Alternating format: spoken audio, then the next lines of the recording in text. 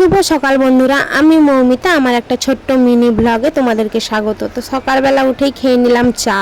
তারপর দেখুন এই মহাশয় এখানে শুয়ে আছে। এটা হচ্ছে রুটি, তালের রুটি, যেটা দিয়ে আমি চা খেলাম, খেতে খুব ভালো লাগে। তারপর বেলার দিকে খেলাম কচুরি আর তরকারি। এটা আমাদের এখানে পাওয়া যায়, কিনে আনা হয়েছে দোকান থেকে। তারপর একটু নারকেল কুড়িয়ে নিলাম, আজকে বাড়িতে একটা জিনিস তৈরি হবে ওই জন্যে। আর এদিকে দেখুন বাইরে হালকা মেঘলা মেঘলা আছে, বৃষ্টিটা হচ্ছে না। আর পিসি এখানে রান্না করছে।